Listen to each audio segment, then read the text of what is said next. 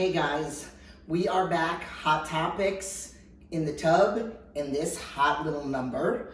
That is not very tanning friendly, if I might say, because then you're gonna get a whole bunch of stripes on you. My client, I borrowed it from my client, and she says it's gonna have you looking like a zebra, and I thought it was hysterical. So today's hot topics is not one specific thing. I've had quite a few people send me comments on videos. And then I did ask me a question, I'm gonna make a hot topics on Instagram, and I got a couple of requests. So what I figured is, I did this once before on my couch. I'm pointing over there, like you guys know my couch is over there, where we did like an Instagram Q&A. I'm just gonna call it Hot Topics in the Tub. I think series episode 6, and then it's just gonna be Q&A. So, I just had a leg day today. I did not get in the hot tub after the workout, but I am going in there now. Again, this is a huge game changer in reference to my recovery, because I think we all need something, whether it's a massage or a hot tub or dry needling or whatever. So let's head off into the tub. Okay guys, so here we go with the next series.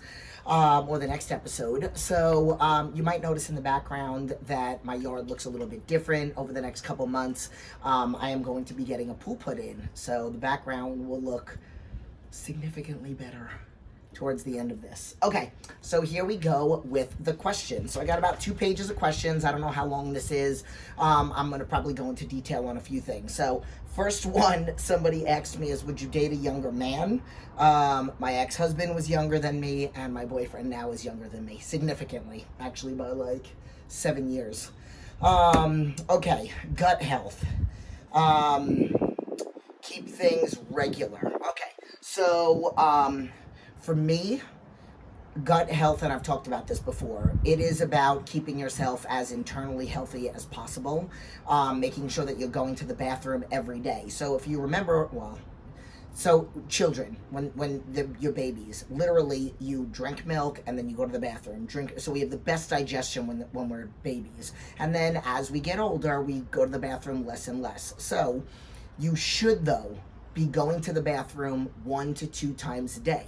Your body is not getting rid of the toxins and the waste because you do not use all of the nutrients.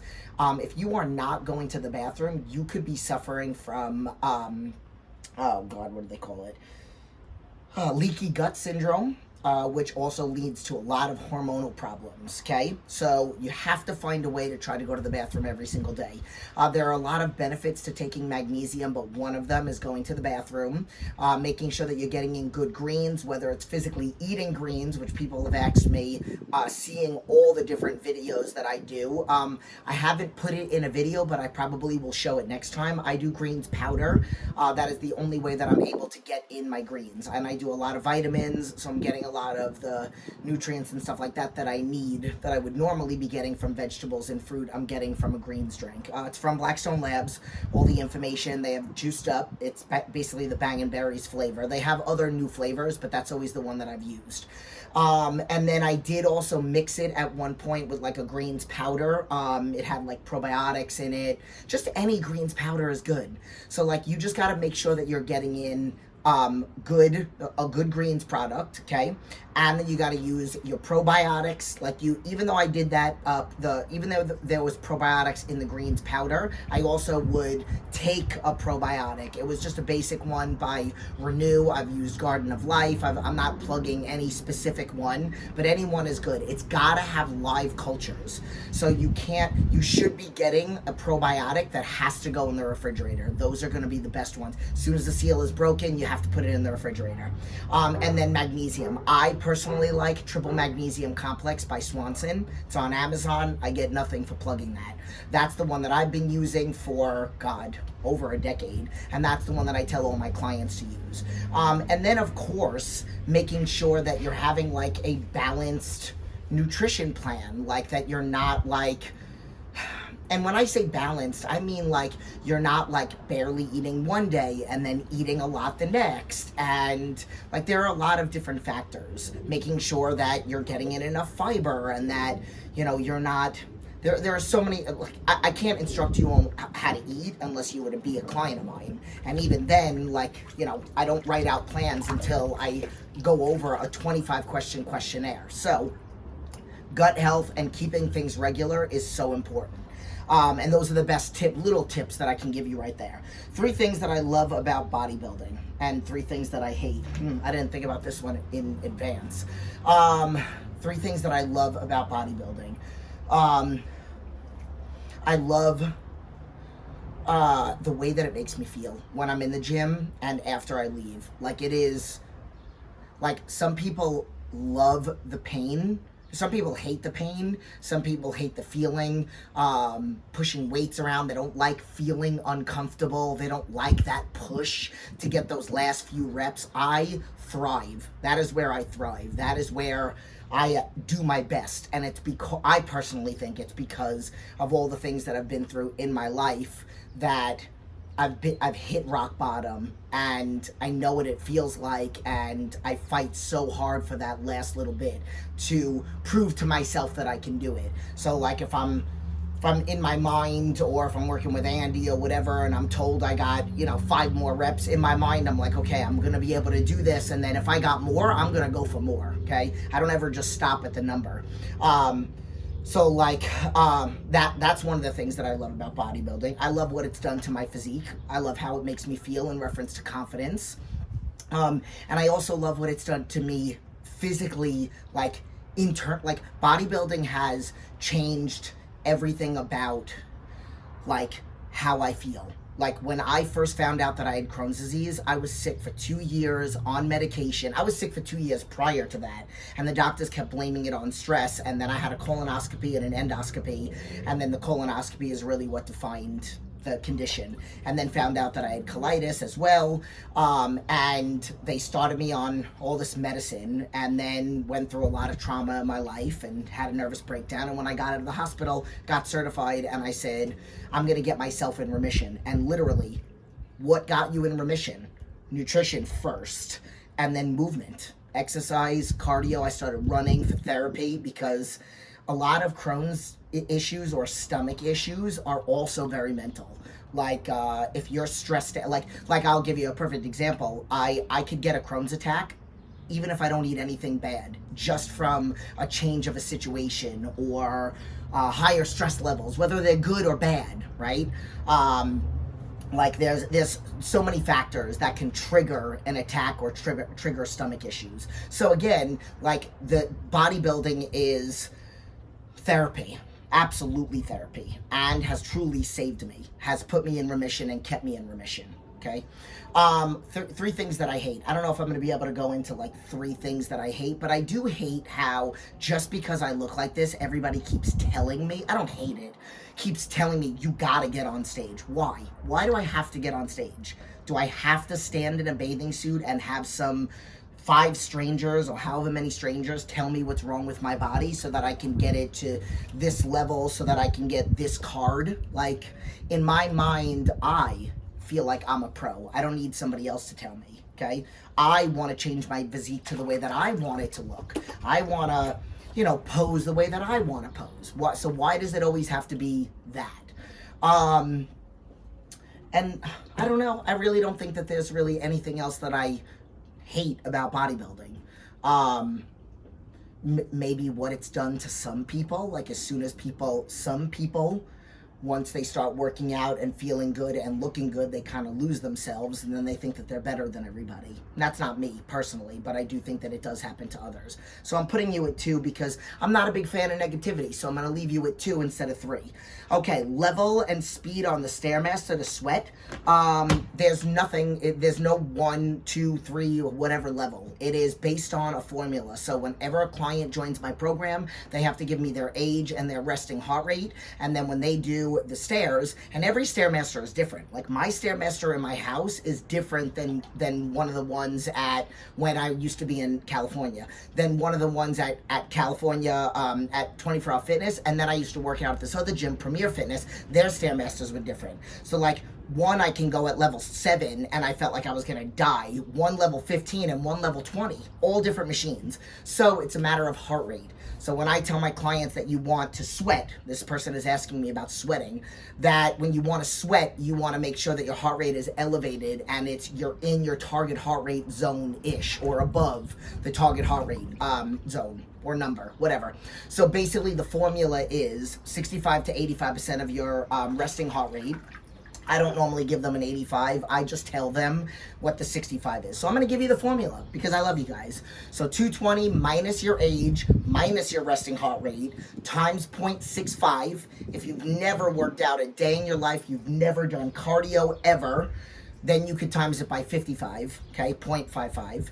And then plus your resting heart rate, and then that's your number. So me, I'm almost 45. My resting heart rate is in the 140s. So when I do cardio, my heart rate just needs to be above 130. So then I tell people, sometimes you could do high intensity interval where you get your heart rate super, super high, but interval training to me, or interval cardio to me for my clients is, if I give them 135, their average shouldn't be 135 because then that means that it dipped below it, right? So when they're doing their cardio, let's just say if it's on the stairs, they should have their heart rate above 135 the whole time. Maybe, let's just say, this is very random, maybe at level 5, they're at 140, and then they bump it up to level 10, and they get their heart rate to 160, 165. They do a minute, or a minute and 30 seconds, and they just keep going up and down. So then when they give their stats, whether it's to me or whether you do your stats, your average should be about 5 beats above the low zone. And then the spread should be about 15 to 20 beats. It could be higher than that. So like I had a client that her number that I gave to her was 135, but when she did her cardio, her average was 144, I think it was. And then her max was like 177. And I was like, that's totally fine. Like, you don't have to lower anything. So there's the answer to that. Warm-up exercises before lifting. I don't believe in doing cardio to warm yourself up. I believe in doing the same movement with just way less weight. That's what you do. That's how you warm up. If you're doing a lat pull down, you warm up with light lat pull downs. You warm up with pull-ups banded, assisted pull-ups. If you're doing squats, you warm up with body weight squats. You warm up with walking lunges. You warm up with really light leg extensions. That's how you warm up. Okay. Cosplay. Somebody said that I should do cosplay. Funny story is, people have been telling me this for years. And a friend of mine is very into it. And I think in June, I'm not going to say what the name or anything, but keep an eye out because I'll probably end up filming it. But it's going to be a whole bunch of us that are all going to go as a theme. And we're all going to be dressed up, of course, as superheroes-ish. Yeah. Okay. So keep an eye out for that. Okay. Food addiction, satisfying cravings without going crazy. So, as I've mentioned to you in many of hot tub topics, that I don't believe in sweet cravings. However, I will say, cucumbers, I've never personally tried this, but I do know a lot of people. Cucumbers are like free, right? It's like air, it's water. So you can have cucumbers if you're hungry and you're trying to satisfy a craving, whether you're dieting for a show or whatnot. Like, I have clients in a deficit, but I don't have them in such a deficit that they're dying. Like, really, people that are dying that might need something like this is like a competitor, right? So I would say cucumbers sprinkled with a little bit of cinnamon powder. Again, I personally don't believe that you're craving something sweet. For the average person, which most of the people on here are average people, maybe some bodybuilders, but the average lifestyle, and I don't coach people for shows, so it's all lifestyle clients for me. I would say really try to dissect where it's coming from. So when you're sitting there thinking, I want something sweet, what are you thinking of? And I've asked this question in the video. You should go see one of the other hot topics where I talked about sweet cravings. I'll do that one in the next one. Okay, I'll do that one. What do I enjoy? All right, I'll end with this. So what do I enjoy most about the hot topics?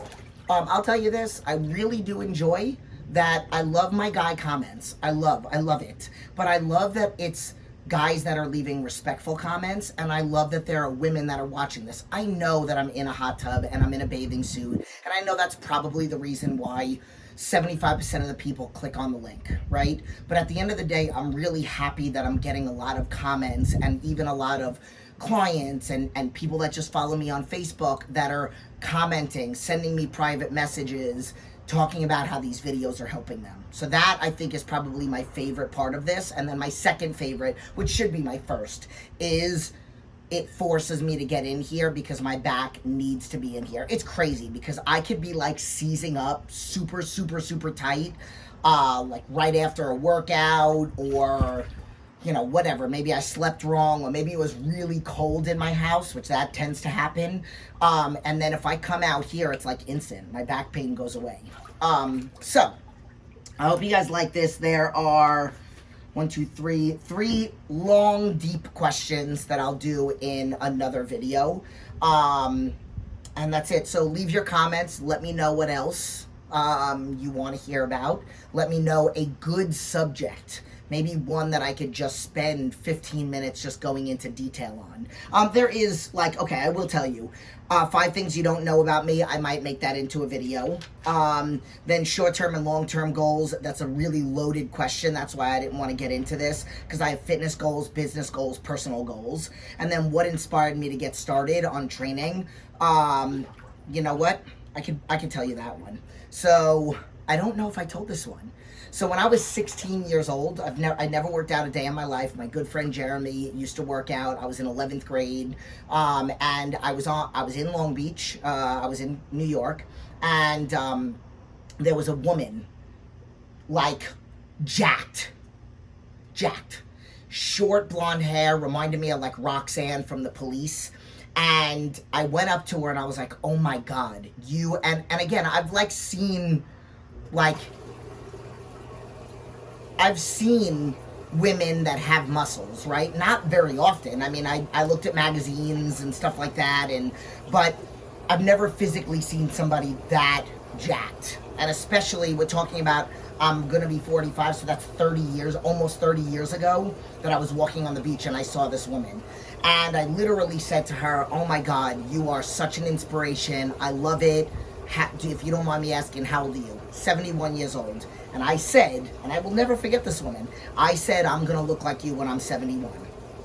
And I can picture her body. I can picture her shoulders. I can picture what her abs look like. I can picture everything. I even remember she was wearing a yellow bathing suit. So that's literally what got me started. Then my friend Jeremy taught me about working out. Then I started working out with like one of my girlfriends when I got out of high school. Then started dabbling in like learning about personal training. That was when I was 19, that was when I really started getting sick. My Crohn's was really bad. I was sick for 2 years. The only thing that really saved me was going in the gym. And then that was when, probably around 20, that was when I had said I wanted to get certified. I wanted to learn more. And I started going to the bookstore and reading about blood type dieting, metabolic dieting, food allergies, food sensitivities, all that stuff. And then that kind of led me right to get my certification, and that's it. But it really all started when I saw blonde lady, aka Roxanne, on the beach. And I will never forget her, and you better believe, if I'm still on here doing videos, when I'm 71, I'm going to be jacked and ripped. So, I will see you guys in the next video. Leave your comments, like, subscribe, share the video. If there's something in here that you feel like would maybe help somebody, send it their way. If there's something you want to hear me talk about, and then you can share it to your friends. Again, leave your comments below. Love you guys. Hope you like the bathing suit.